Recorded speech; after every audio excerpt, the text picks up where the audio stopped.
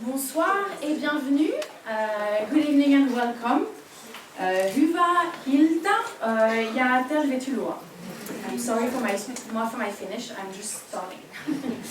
So my name is Gaëlle Aurier-Bolatre and I'm the new director here at the French Institute of Finland. I would like to thank you very much for coming tonight, and also I would like to thank all the people who are just watching us through the live broadcast that we have here of this event. I would like also to thank VSOU and Metropolia University for their collaboration in organizing and broadcasting this event tonight. We are very proud and honored to welcome a very brilliant woman, and she's not only a journalist, a feminist, a writer, but she's also the personal representative of President Emmanuel Macron for francophonie, and I have to mention that here, being at the French Institute. Leila Slimani is here tonight to talk to you about her second novel, which is called Chanson, douce, which was published in 2016, and which has received the Prix Goncourt the same year, and it was also the most sold novel in France that year. I have to tell you that I've read 2 books of Leila Slimani, and I've been really impressed by her interest and how she's writing about people, about women, about relationships, and on her acute vision on our society, and also on her very effective and direct writing style, which is really a pleasure to read. If you haven't read the book yet, I'm just really do. We are also here tonight with Koko Hubara, and she's here to be the moderator tonight for the discussion with Leila Slimani. And Koko is also a journalist, she's a writer, she's a translator and an editor, and she's very well known, amongst other things, for her blog Rusket Tutot. She is especially interested on questions on diversity, on integration, and on Islam, but not only. And I think from what we've been discussing is to put these questions on a broader perspective. And I've heard that she was also an au pair in Paris, so we thought she was definitely the perfect match to discuss, Chanson douce tonight with you. So thank you very much for being here. After the discussion, you will have the possibility to ask some questions to Leila Slimani. And then we will have a cocktail, and you will have the possibility to buy the book and to have it signed by Leila. So thank you very much. Enjoy your evening. Bonne soirée. Nautica ilasta.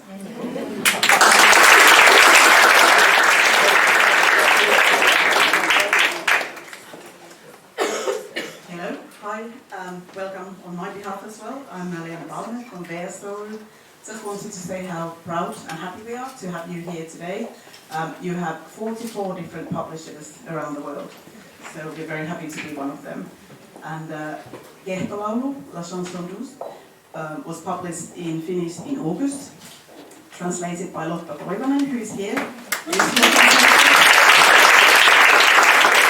And I just wanted to let you know that Leila's another book is coming in Finnish next year as well, so hopefully you will read that. And of course, as a publisher, I have to say again that please buy the book. Thank you. Merci.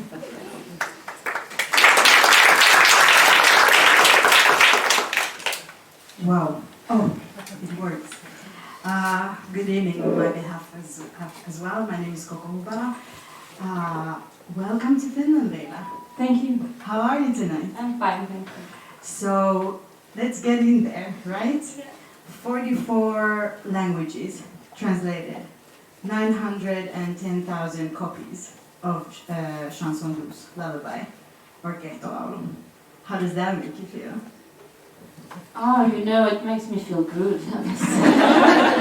I could tell you a lot of things, but the truth is it makes me feel good, and it makes me feel very lucky, because one writer should never forget that there are a lot of very talented writers in the world who have a lot of difficulties making their book published, and then to sell their book, and then to translate their book. So I feel very, very lucky.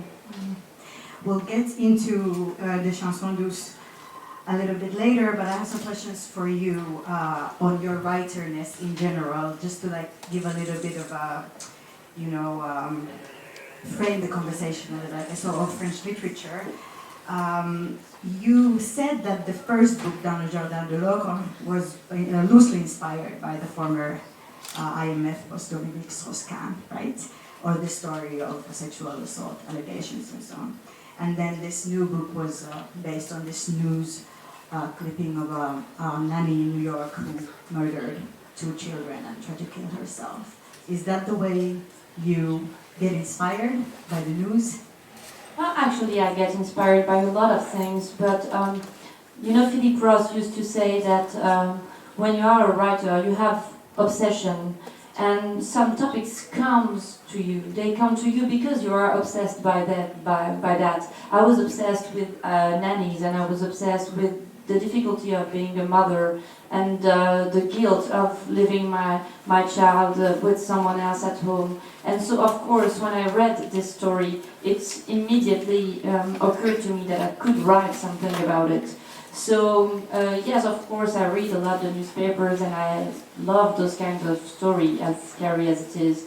But I don't mean to write about real life or real cases. I love, for instance, the work of Emmanuel Carrère, who is a very famous French writer and who really works on reality. And he works on real people and try to really describe what happened. That's not my point. My point is to imagine, to create fiction.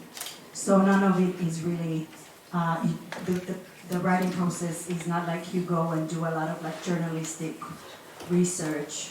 Not at all, not at all. I want to imagine. So I read the article and then I try to forget it, because if I don't forget it, I won't be able to imagine and build my own world, and build my own atmosphere. But you are a journalist, that's your background. How did you become one? I studied journalism at school, and I didn't want to work in an office and do the same thing every day, and I was very, very afraid of being bored. I think that's the thing that frightened me the most. So I thought that maybe being a journalist and traveling and meeting different people every day, it was probably something for me, and I was very lucky because when I was a journalist covering Maghreb and West Africa, it was during the Arab Spring, so I had a lot on my plate and I had a lot to do. It was fantastic. I imagine that wasn't very boring. No, that was not at all. No. But I read somewhere that your mother told you that you're going to be a writer when you were a very small child. Yeah, I was probably 7 or 8, and I was reading a lot. I was a big reader, and I remember that one day I wrote something in class, and the teacher said to my mother, "Wow, she has something with writing, she loves to write, and what an imagination," because I wrote something awful and very cruel. And my mother was so proud, and one day we were having dinner and she said, "Okay, so now it's decided, Leila is going to be a writer." And I was like, "Oh, okay, why not?" And then I read biographies of Baudelaire, of Zola, of Dostoevsky, and I was like, wow, being a writer means having drugs and a lot of pressure and being an alcoholic and traveling so much. Yes, I want to be a writer. So then I didn't figure that I had to write to be a writer, that I had to work a lot and be very lonely and very disciplined, so that came after, but I'm a nice girl and I do what my mother tells me to do, so I became a writer to please her. You notice that there's not a lot of drugs and glamour? No, unfortunately it's not that easy. Yeah, this happened to me as well, I thought it was going to be a lot cooler than It's not, no. Yeah, just sit alone basically and imagine stuff that never happened. Yeah, most of the time it's very bad wine and loneliness. Yeah. Exactly. Well, you have published 2 books of fiction and then 1 book of non-fiction, which is in English, Sex and Lies, Sex Life in Morocco, right? And all of these books seem to have these common themes of sexuality and women's sexuality, women's freedom of choice, motherhood, and so on. Why did you choose to tackle these topics? Because I think that the body is probably the most fascinating topic for a writer, because it's through our body that we exist, that we can be seen, that we can be touched, that we can be killed, that we can suffer. That's the most fragile part of our being, and that's also what makes us real. So I wanted to explore this, and as a woman, and as a Moroccan woman, and as a Moroccan Muslim woman, it means something to have a body and to have the body of a woman, because I had the feeling in the country I used to live Morocco that my body was controlled by society and that I didn't have the possibility to do whatever I want with my body. And also I always had the intuition that sexuality was not a trivial subject, something that you just speak with your girlfriend, ha ha ha, sexuality. No, I think it's a very important and political topic, and it has economic incidents and social incidents, and a lot of issues are through sexuality. So I wanted to explore this in a country like Morocco, and to give the possibility to many women who can't speak out about their sexuality to raise their voice and say what they feel about it. And for your first book, you won the Mamounia Literary Award in Morocco. Was that surprising to you after writing about these topics? No, it wasn't, because Moroccan literature is very crude and very rough, and if you read Driss Shraibi, if you read Mohammed, now I have Le Pain Nu, I have, sorry, and it's very difficult for me to speak English and think in French, and I was in Portugal yesterday, so Shukri, thank you very much. Okay, so it's very rough and it's very crude, and Moroccan writers, they speak about sex, and they speak about sexuality, and they speak about injustice, and they speak about brutality. So I was not surprised, because I think that's exactly what Moroccan society needs and what the Moroccan public want to read. They don't want to read very stupid or very, how do you say, fad things. They want to read things that are real. And you're not just a Moroccan writer, you're also a French writer. How would you say your writings fit in the canon or tradition of French literature, or French philosophy, or French feminism, or these different kind of categories? I think that a writer has no nationality. I'm not a Moroccan writer, and I'm not a French writer, I'm just a writer. And that's probably why I am a writer, because I don't want to have a nationality. And that's probably why I am such a reader since my childhood, because when you read, you have no nationality. When you read Pearl Buck, you're Chinese. When you read Tolstoy, you're a young Russian. When you read Jack London, you feel that you're a young teenager in the United States. So that's exactly why I love literature, because you have no religion, no sex, no nationality, no social background. You can reinvent yourself totally. You can be whoever you are. So I don't really know if I fit in a genre or a tradition in France, but if I had to say, I would say maybe existentialism, because that's exactly what Simone de Beauvoir says, that you can invent yourself, and that whatever background you have, whatever nationality, religion, you can be the one who decides who you're going to be through your actions and through your commitments. While at the same time, you were the first Moroccan-born woman to win the Goncourt, right? So, I mean, it is also meaningful to a lot of people that it was you. Yeah, it's meaningful to a lot of people, but maybe not to me. What I mean is that, very often people tell me, oh, you're a Moroccan, you're Muslim, you're a woman, but I don't know what does it say about me, that I'm a Muslim and that I'm a Moroccan and I'm French. I hear so many people saying that they are Muslim, and I don't think they are at all, because they pretend they are, but what they do makes them everything but a Muslim. Maybe I don't say who I am, but I know it in my heart. I don't know. I don't need to tell who I am, and I don't need to belong to a group. Well, let's get into Chanson, douce. I have to tell you the story of how I came across it.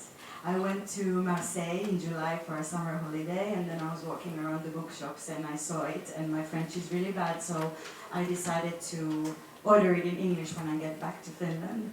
And then I read it, and I was, about 10 years ago, I went to Paris to work as a nanny for a North African French family. They hired me because they were a Jewish family, and I'm also Jewish, so they wanted someone to come and who knows about the traditions and things, so I can raise the 3-month-old baby right. So And a 3-month baby needs religion. And also to teach him to speak English, because it's important for a baby to speak English. And I wrote about it in my book. And when I was reading your book, I kept imagining that Miriam and Paul, they look like the family that I used to work for. Although in my family, the husband was Algerian and the wife was French, white French. But it was so creepy, Yeah, it is. My story is not as dark as the story in Chanson, douce. Nobody got murdered and we were happy, But in your book, there's a very similar young hipster couple who has 2 children. Miriam and Paul are the wife and husband, and then there's the children, Mila and Adam. And then Miriam wants to go back to work because she feels a little suffocated, and she's a lawyer, and they hire the nanny. And then the nanny, Louise, she's perfect, and then she murders the children. And this is told in the beginning, so it's not about who did it and what happened, but it's more about why it happens. And I feel like you captured something that's very real and relatable, even to my experience as the nanny, when it's this really nice relationship, and it's a really intimate relationship, but then you have to trust someone who you don't know, and you pretend that you really like them, but you're still paying them to take care of your children. So how did you want to explore this relationship, and what did you want to say about it? I had the idea of the book the day I hired a nanny to take care of my son. And I did interviews, like I write it in the book, and so I met many women. The first women I met was from Philippines, and she told me that she had 2 children, and I asked the age of the children, and she said, my son is 18, but I haven't seen him for 10 years. And I was looking at her, and she said, now when I call him on the phone, he never recognized my voice, and he just say, okay, can you send me your money because I want to buy shoes? And it was so sad, because I was thinking I'm going to hire someone to take care of my children and to be there with them, because I love them so much and I want to give them everything. And this woman had to go very, very far away from her own children just to survive. And I had the idea that it was something that we were not speaking of, and those women was invisible. They are everywhere, but at the same time they are completely invisible. No one knows about their backgrounds. And I asked some of my friends, and I said, "You're a nanny. Do you know something about her? What's her past? Do you know if she has friends?" People would tell me, "No, I don't know, je sais pas." And I figured that they didn't care, actually. And also, I had the feeling that it was a very, very particular relationship. That's the only relationship where you pay someone to love. You pay people for sex, but you don't pay people for love. And in this relationship, you pay someone and you tell her, "I want you to love my children. But I don't want you to love them too much. And I don't want them to love you too much. I have to tell you to which point it has to stop, because I have to be the one who's the most loved and the one who loved the most." And they live in your home. They know everything about you. Everything. The most intimate details they know. If you have slept with your husband, if you drink, if you're angry, if you lost your job, everything, little details. But at the same time, this home is not their home. They spend all the time in this home, but this is not their home. You always say, oh, you know, you belong to the family, we love you so much. But you know it's a lie. And they raise your children, they learn them how to walk, to speak, they bake food every day, they take care of them when they're sick, but at the same time, those children are not their children. So it's a relationship that is it's like a theater. Everyone pretends, everyone does as if everything was perfect, but we are all acting, and I wanted to explore the way we act and the way we lie to ourselves and to others. Yes, it was absolutely crazy to me that this baby that I took care of, he learned his words with me, not with the mother or the father. He spent a lot more time with me than the parents. And then, you know, he said Koko before he said Mama or Papa, and for his first steps, you know. I was the one who recorded them on a video camera, and I had this little secret private blog that I used to post pictures on, and I would make him write. Like, I imagine like he's writing the blog to his parents, so his parents can look at it during the day at work, and that was like part of my job. I was getting paid to do this private little blog, and it's absolutely crazy. Yeah, it's crazy, and you know, myself, I was raised by a nanny. In Morocco, it's very common to have a nanny, and she was living in our home. She stayed with us for like 15 or 18 years. And this woman, she couldn't read and she couldn't write. She had no husband, she never had children. And her whole life was us. It was only us. And she was only preoccupied by us. And it was very sad, because I must say that we were probably very ungrateful to her. Because as the more we grew up, the more I learned to read and to write, and I became more independent, and I didn't really care about her. And years after, I remember this, and I felt very guilty, and I felt that maybe I hadn't been very attentive to her grief and her sadness, and that probably in many occasions she felt humiliated, and she felt lonely, and she felt that she gave us a lot and that she received very few. And when you were writing the book, when you wrote the book, you had a child, and then you were pregnant with your second child. I was pregnant when I received the Goncourt. Yes, yeah. Yes. When you were writing the book, did you explore your own fears as a mother? Not just about, you know, having a nanny, but also all these other ambivalent emotions you might have as a mother. Actually, I never, I can't say that I explored my own fear, because what I tried to explore was a very universal fear. What was fascinating for me is that we all experience the same fear, that we could lose our children, that our children could die. You can be Chinese, American, Senegalese, you know this fear. It has nothing to do with, here again, culture, religion, or social background. When you become a parent, you become worried all the time, and you have this fear somewhere. But at the same time, we never speak of this. We never go to a date with a friend saying, oh, are you afraid too that your children are going to die? No, you can't speak of this because it's a taboo, and because it's something that you have to forget. You have to do with it, you have to deal with it, and you have to go to work and to trust life and to trust people and to pray that nothing is going to happen. So I wanted to explore this very secret but very universal fear. So I can't say it's mine, because when I describe it as a fear that I wanted to share with other women. I wanted to get rid of this burden and to ask my readers, you feel the same? Please tell me that you feel the same.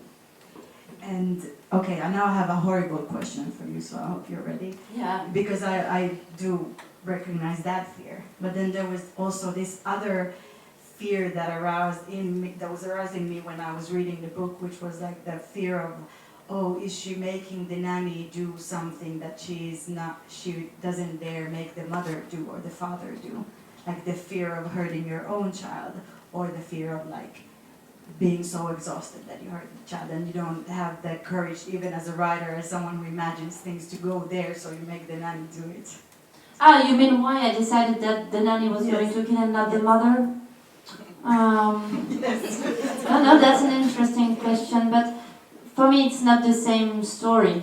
I think that when I describe the way Miriam feels when she's with her 2 children and she's feeling so bored and she's feeling so lonely, probably if she hadn't decided to go back to work, she could have done something terrible. Probably not killing, but she may have done something terrible or be violent or maybe decide to go and to leave her family. So, but I wanted to say something else. I wanted to speak about how people can feel so humiliated and so lonely and so disconnected to the rest of the society that they decide to kill because they have the feeling that, not that they are killing, but that they are saving people.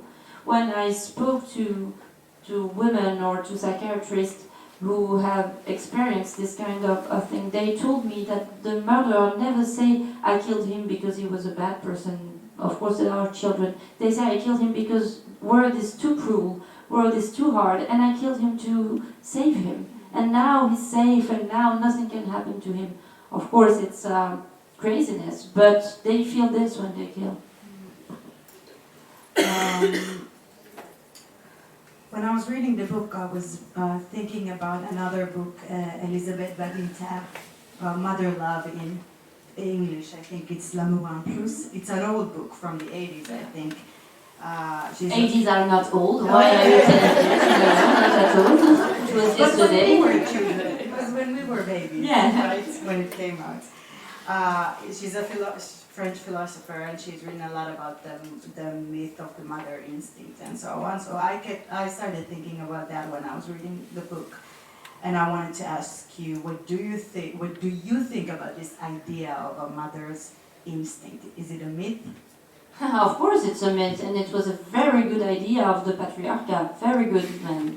They had this idea of telling us that we are meant to be mother and good mother, and we are meant to love our children. And why would we bother going out and work? But we have this child and he's so nice and life is so easy at home, so stay home. No, of course I don't believe in mother instinct at all. And I think that's also very cool to fathers. You know, now I have a lot of men around me who love being fathers and who love to have this space for them and to be in a family where it's not only about mommy, where it's also about daddy. When I won the Goncourt Prize, my husband decided to stop working and he stayed home for 1 year, and I had a little baby and he raised her. And I've never seen him so happy. And he said, okay, I have to go back to work, but it's not because I want. I love being at home and I love taking care of children. So no, this idea of mother instinct is absolutely ridiculous for me. Yes, I agree with you. Yeah, because if a mother doesn't feel good as a mother, if she doesn't love her children and it happens, of course she's going to feel very guilty and she's going to have the feeling that something is going wrong with her, that her nature is wrong. And it's not that, it's not about that. Sometimes I love being a mother, but sometimes also I hope that I'm not just 1 day or 2 days. I want to forget that I'm a mother, and it doesn't make me a bad person. Yeah. When I spent that time in Paris and I saw this family and mother life close up, I realized that it seemed to be very different from the life of mothers here in Finland. When I had my child about 6.5 years ago, I upset a lot of people first around, like in my friendship circles or my social circles, when I decided not to breastfeed, and when I decided to go back to work when she was 3 months old, and when I decided to put her to sleep in her own bed in the dark at night and like not get up every 5 seconds and hold her in my arms 24/7.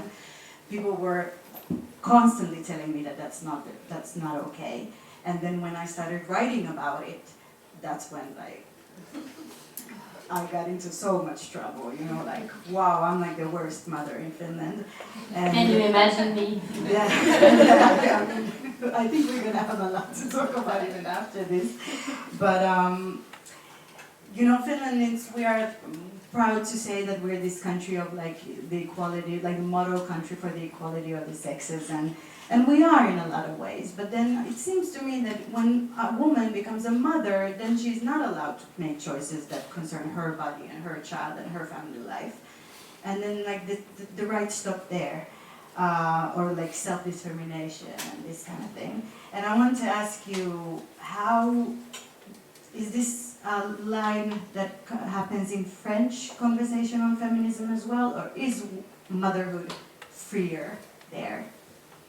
I would say that it's freer, but at the same time, the question in France, I think, and everywhere probably, is more the balance between men and women in the house. Who does what, and who gets involved in what, and who feels guilty about what.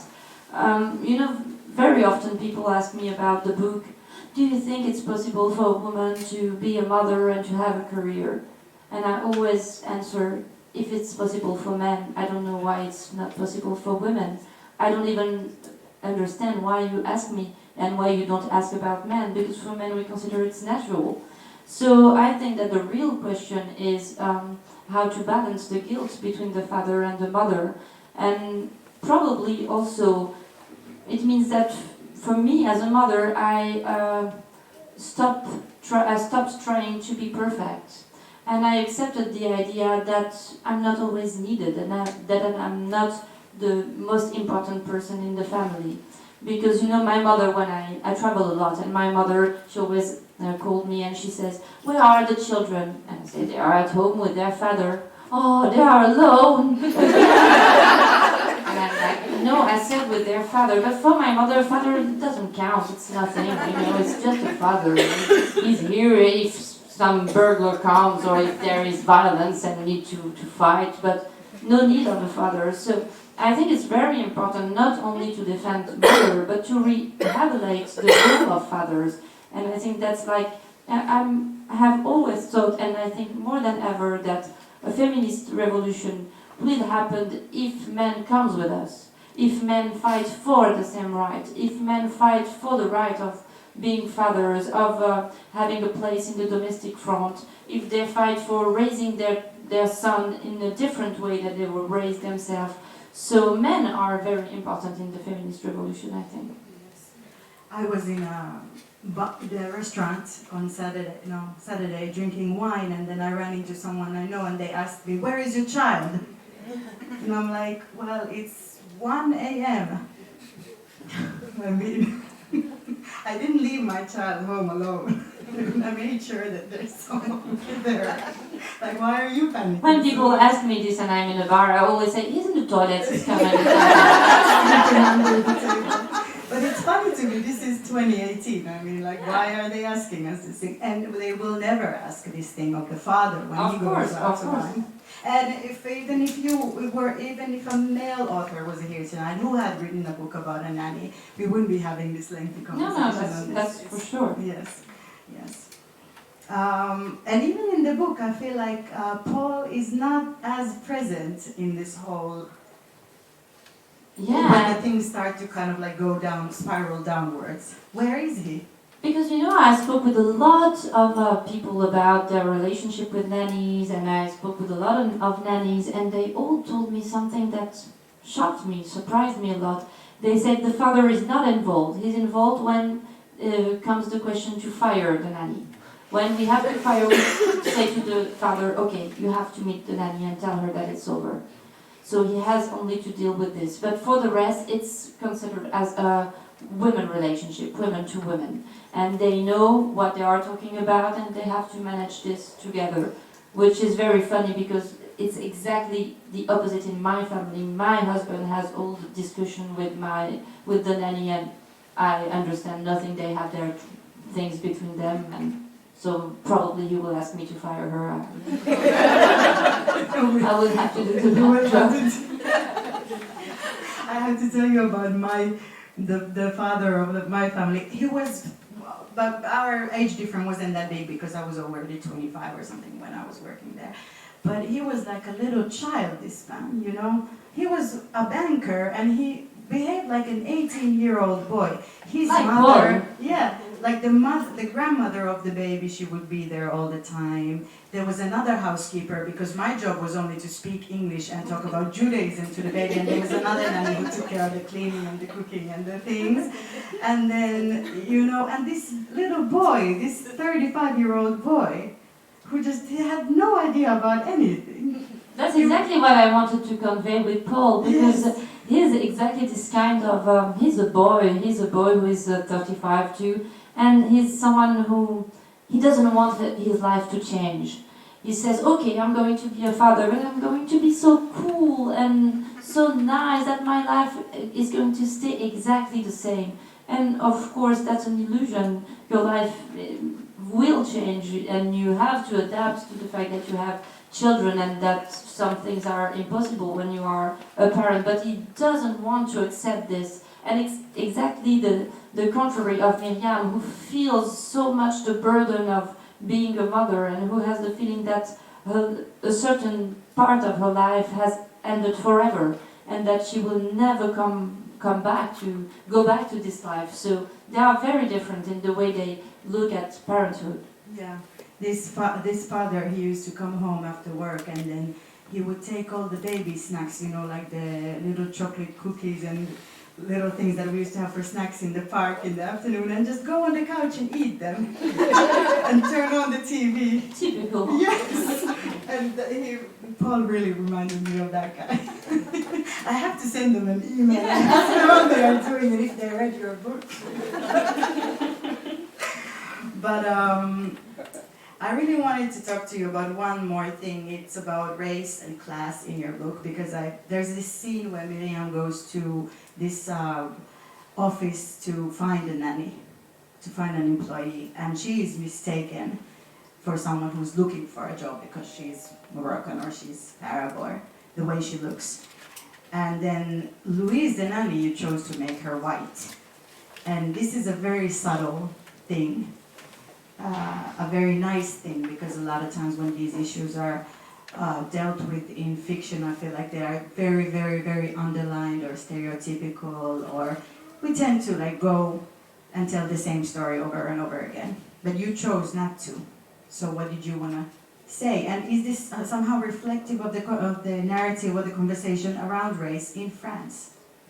You know, my son is blonde and he has blue eyes, and his skin is pretty white. And when he was a little boy, when he was a baby, and I was with him in the street, I remember one day entering a pharmacy, and I bought medicine, and the pharmacist looked at me and he said, if you want to put the cream, you have to ask the parent before. And my son, he was maybe 2.5, and he yelled, she's my mother! Don't speak her like this, she's my mother! And so it was funny, but at the same time I was like, okay, I look like a nanny for them. For them, I can't be the mother of this child, because this child, he looks so French that it's impossible for them to imagine that I'm his mother. So I wanted to put some irony in this book, and I love the idea that a writer can deal with those very heavy topics with some irony and with some humor, and not always with ideology and wanting to prove something. And also I think that literature is here to force us to look at reality differently, from a different angle, and to observe the fact, to admit the fact that reality is much more complex than what we see in the media, for instance. And some immigrants are rich, some immigrants have maids, some immigrants are successful, they are not all victims, and they are not all nannies. And some white people are poor, and some white people are maids, and some white people are nannies. So I wanted to remind the French society that now some immigrants are integrated, if they want it or not. It's like this, and we are here, and we can hire them if we want. That's just a fact. And also, it was very important in the building of the character of Louise, because she's the only white nanny. When she goes to the park, in the playground, she's the only white nanny, and she's surrounded by black people and people from Maghreb, from Philippines. Those women, they create groups of solidarity, but Louise, she doesn't belong. And of course, she feels humiliated, because if you want to say the truth is that a job that is made mostly by immigrants is a job that is not very valuable in a society. When a job is made only by people who are from immigration and mostly people who don't have paper, of course it's not a job that has a lot of consideration. So she feels humiliated to do a job that is considered as a job of immigrants. And it's partly what causes her also to kind of like start losing her. Of course, and also I must say that it would have been difficult for me to choose, for instance, a woman who had been an Arab and a Muslim and who killed the children. For me it would have been very difficult, because so many people would have used this to prove that they are bad people. I told you they are bad. So it would have been probably very tough for me to choose this. And it was a very intelligent. Thank you, I must say. My daughter is also, she doesn't look like me. Everybody keeps telling me she looks French as well. She's not French. And sometimes it happened to me more than once that I went to pick her up at the daycare, and then, I was handed the wrong child. Some child who looked like me, and I was like, thank you, but this is not my child. But when I gave birth to my son, my mother came to the hospital and she said, but this is not your son. It's absolutely impossible. You have to give it back to this Scottish family and take the poor Arab baby that is probably crying somewhere. And I was like, no. And my husband, he was like, okay, you have to stop with this, because now I'm getting a little bit upset about this. And she said, no, it's not yours, I'm sure. And for like a week, she came to me and said, it's wrong, what you did is very wrong. You know, it's yours, right? Yeah, because now he's very brutal and he does just stupidity at school, so my mother is like, yeah, it's your son. This is exactly what happened to me. Exactly what happened to me. You write in French, right? But Arabic is your other mother tongue. What does that mean to you? Have you ever considered writing not just about Morocco or have Moroccan-born characters in your books? Have you ever thought about writing in Arabic? No, writing in Arabic, I never thought of it, because when I began to read literature, I read in French. Even Moroccan literature, I read Moroccan literature written in French. So for me, literature is very linked to French language. I speak Arabic, I speak what we call Darija, which means the Arab that we speak in the street, which is not the same Arab that the Arab that we write. So for me, Arab language was more the language of orality, to speak with my family, to speak with my friends, to laugh and to make jokes. And French language was more something that belongs to literature and reflection and everything. But you know what, I'm very proud of the fact that Morocco is a multilingual country. It's a country where you can go in the street and speak in the same sentence. You can speak Spanish, French, Arabic, Berberian, Hassani, whatever. So I like this, and I hope that they will keep this in Morocco, and that we will keep this diversity, because it's extraordinary. It's so valuable. When I went to Marseille in the summer, and it's obviously it's like Morocco, Marseille is the beginning of Morocco. Yes, this is what happened. I went with my Finnish white friend, and we came from the airport, went to the hotel, took a shower, and went outside to the street to get some food, and walked for 5 minutes, and he was like, Koko, you said we're going to France. Why does everybody look like you? This is not at all what I imagined. What have you done? And I said, just relax. You'll have fun, don't worry. I went to a playground this morning and I said, I've never seen so much blonde children at the same time, in the same moment, They were all blonde, and it was so funny. Yeah. But even in Marseille, you could hear like for every sentence you hear 3-4 languages, and it's beautiful. Yeah, it's beautiful. Yeah. And I can imagine how that might affect writers. Like when you learn to think and speak like that, even if you end up writing in one language, how it informs. Of course. You know, I don't know if you have read Chimamanda Ngozi Adichie. She's a very famous American writer, and she comes from Nigeria. She writes in English. But she told me one day that when she writes, she thinks in English, but also in Igbo, the language, the Nigerian language, and it helps her to find the rhythm of the sentence and to give a certain style, a certain voice to her books. And I'm sure that in my head I have some Arabic and I have some Berberian, and my grandmother was German. I love German. So I hear a lot of languages because my whole life and my whole childhood in particular, in my home we were speaking a lot of different languages. I can imagine that this rhythm of yours and this way of writing of yours was why President Macron named you his personal representative of the promotion of French language and culture. And I wanted to ask you, I heard that he asked you first to be his Minister of Cultural Affairs, but you turned it down. I told you I'm interested in drugs and alcohol. It's not possible to be a minister. The call and fire. Of course. Yes. But what does it mean? What do you do? It means that I represent France inside the French,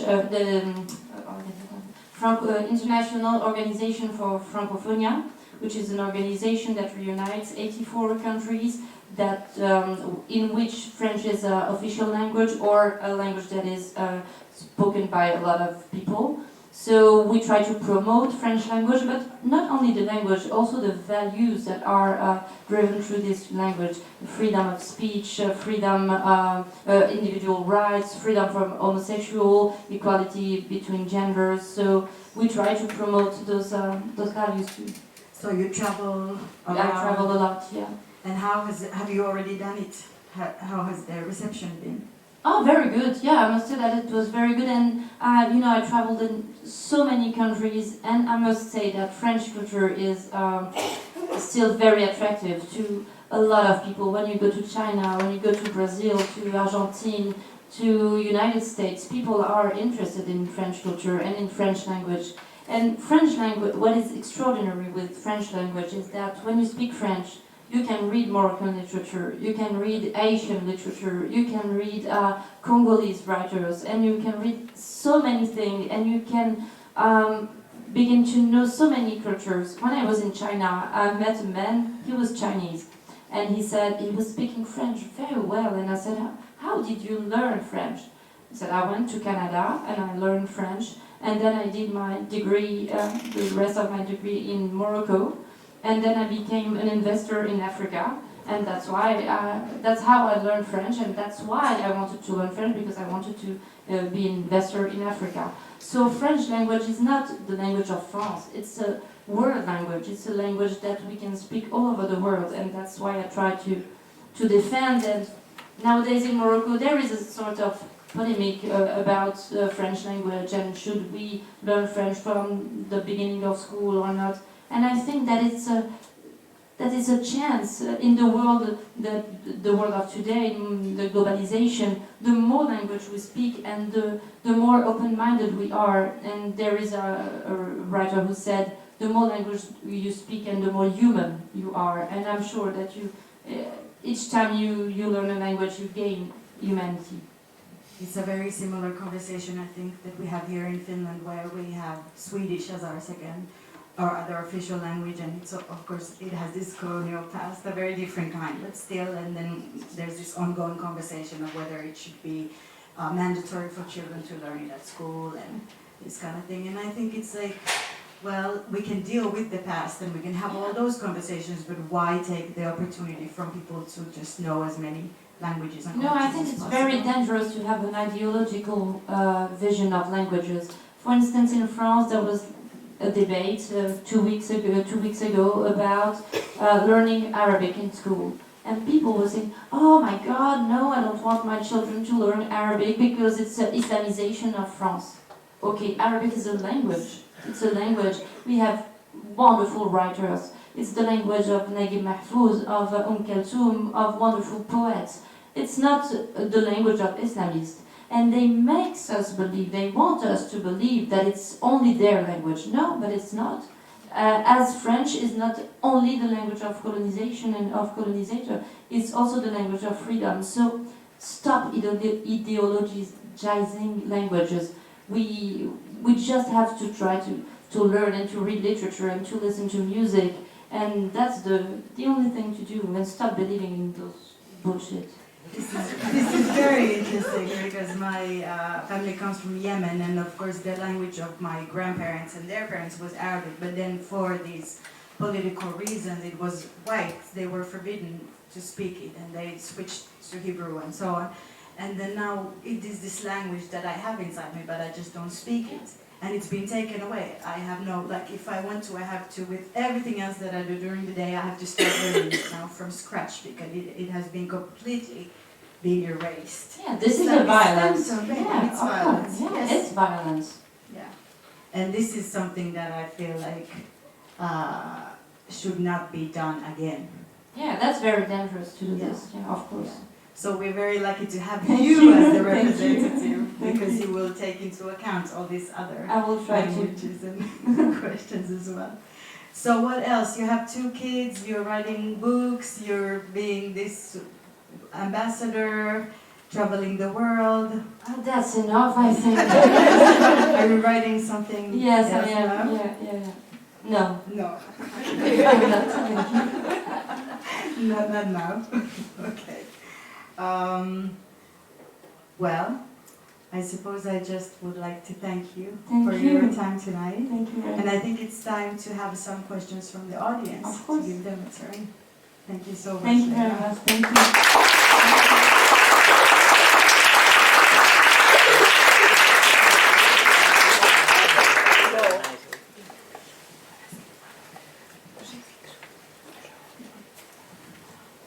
I have a question to start. I would like to know why this title, why Chanson douce?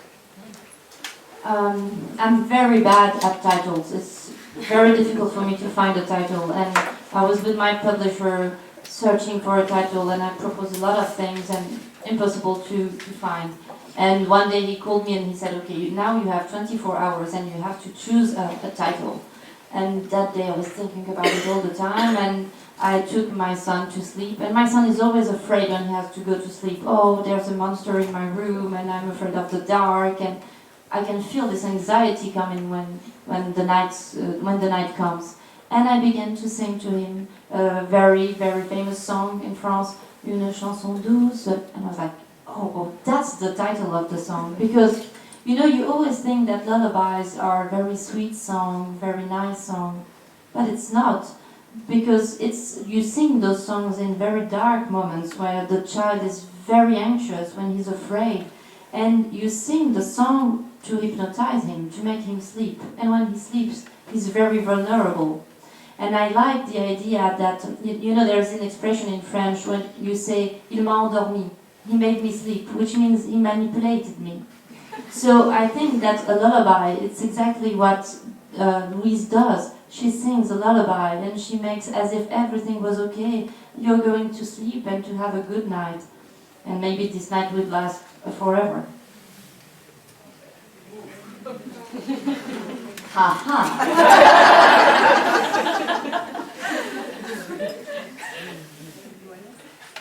I found it very interesting when you said that you don't need to have an identity when you are a writer.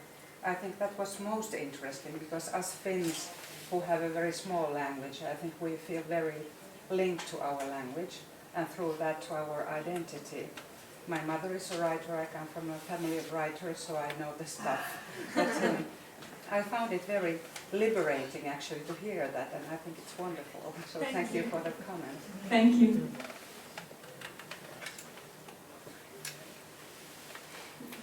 Go on.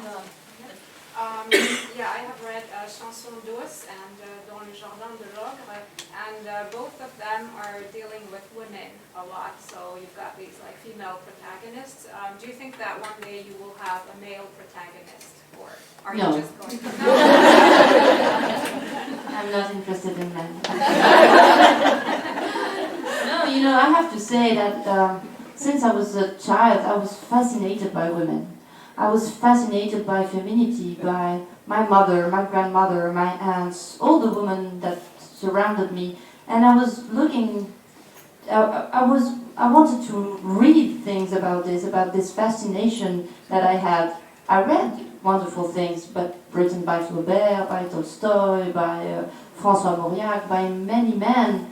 And I was like, I want to say what it is to be a woman who looks at other women and who is so fascinated by them.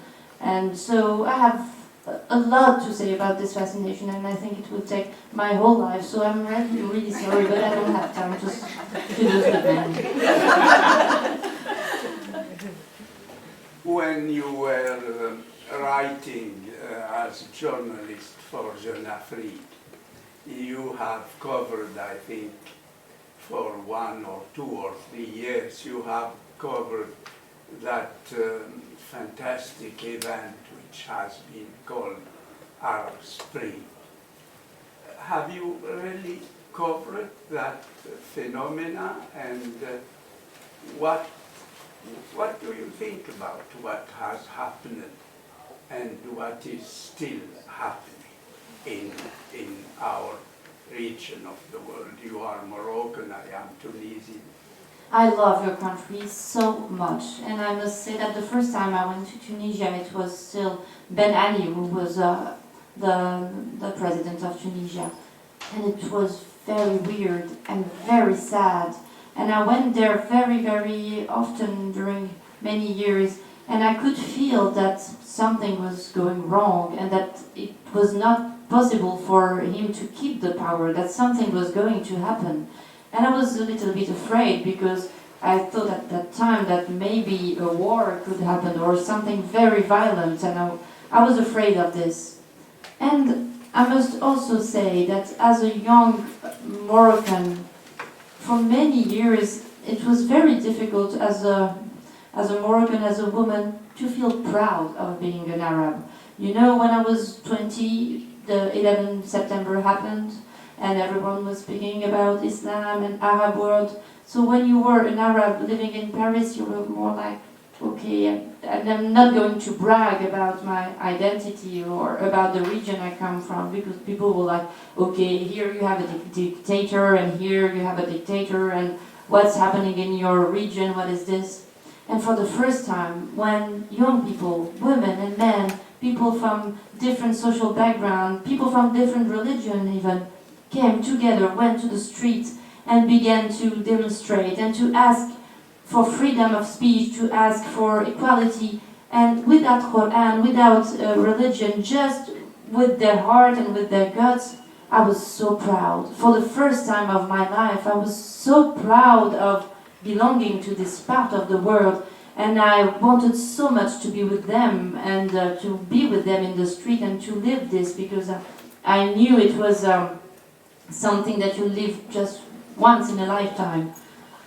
Then it went differently from what I thought, and it's difficult. Revolution is difficult, and especially in countries where the dictator made it impossible to transmit the power, and it was revolution without leaders, and they discovered that it's very difficult to do it without a leader. But I must say that Tunisia is for us intellectuals from the Arab world who are fighting for equality of gender, for the defense of homosexuals. It's an example, and every day I thank whatever that Tunisia exists, because Tunisia today is the only country where probably women will inherit the same than men.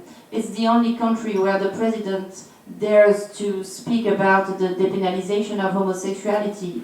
It's the only country where abortion is legal. So you should be proud of your country, and I'm very, very proud to have spent a lot of time there, because I think that we need you, we need Tunisia.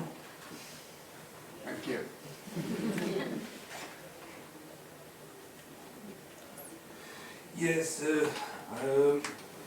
back to the book Chanson, douce. What kind of information you have been missing after publishing the novel? What do you mean, what kind of information? Did you have missed something in your book you didn't after have publishing? Then you imagine, I forget this one. I should maybe write this one. You know, it's exactly like a child. When he's born, you're not like, oh no, I didn't want him to be like this. You have the feeling that you did the book you were meant to do. So I never had any regrets, but I can see the flaws and I can see the problems that exist in this book, and that's why I want to write another one. And I think that's the energy of the writer is this, trying always to improve yourself and trying to use your experience to write a better book, and then you will not like this one and you will write another one. So I like the fact that it's not a perfect book, of course, because they are not perfect. Well, there are some perfect books, but yeah, I want to improve myself, so I know the flaws, but I won't tell you. Can we see that misleading appearance in your novel? Misleading? What do you mean? Appearance that because you start your construction by this construction, but the child has killed. You start the novel by the end. The baby is dead. Yes. Yeah. Why? Because actually the story that I'm telling is not very interesting. It's just the story of a couple hiring a nanny. And when I wrote the first version of the book, after like 100 pages, I was sleeping myself. It was so boring. And I was like, oh, wow, I don't want to read it, so why someone would want to read it? So I needed to find a structure to hook the attention of the reader. And you know, I love what Toni Morrison says about the reader. I think that the reader is the main actor of the book. It's not the writer, it's the reader who makes everything and who makes a book what it is. So I wanted him to be active. I wanted to shock him. I didn't want him just to be passive and read the book like this. So that's why I decided at the beginning to write this very shocking scene. So then he's going to be very focused and look at every details and try to understand what happened in this family. So details that are very trivial and that you wouldn't even notice in your real life. In this book you're going to notice it because you're going to think maybe that's because of this yogurt that she killed. But this yogurt is not only a yogurt, there is a whole story behind the yogurt. We are doing a study on the integration of immigrants into Finnish society. According to you, what are the keys to successful integration? Not speaking about it all the time. Giving the possibility to people to just be themselves and stop looking at them like people who have to integrate. I think that first maybe we have to find another word than integration.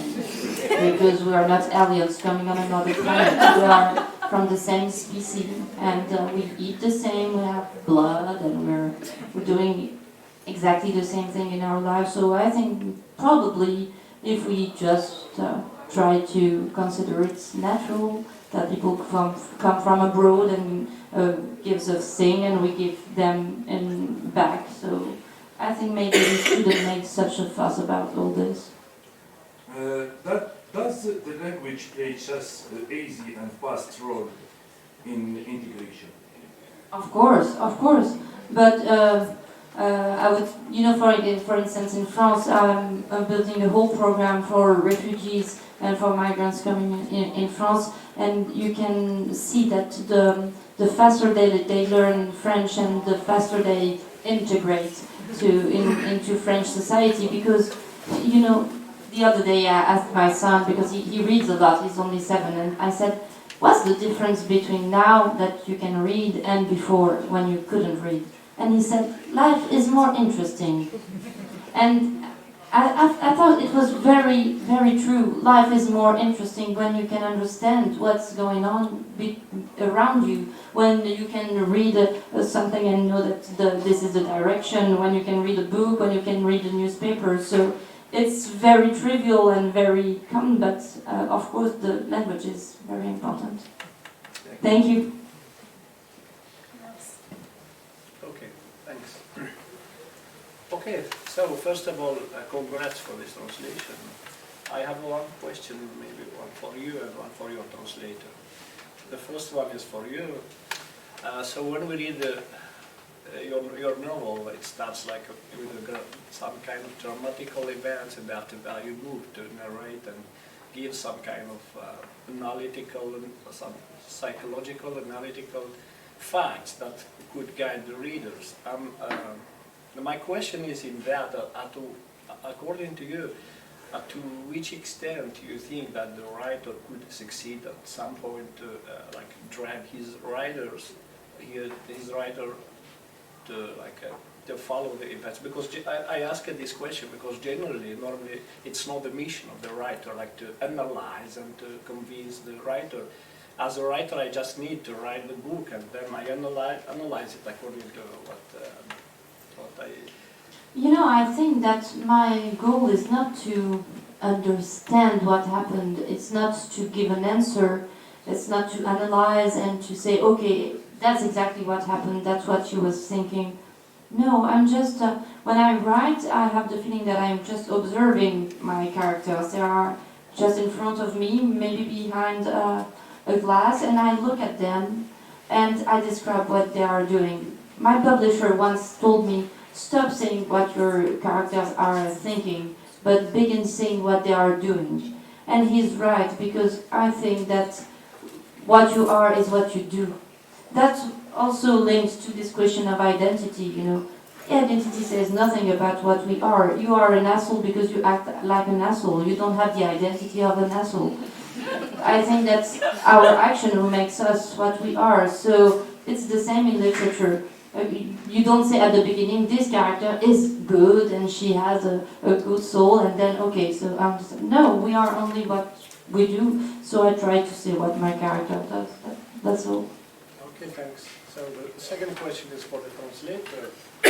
I'm just, of course, the question is about why you have chosen this her novel, and especially the Finnish literature is full of silent. It's quite silent, like Mohammed has described. It's like silent literature, and it's full of like peace and the sun and the nature. And after that, you translate something that starts with a cry. And so I'm just wondering how the Finnish readers are expected to read it and to accept it, or just maybe you can.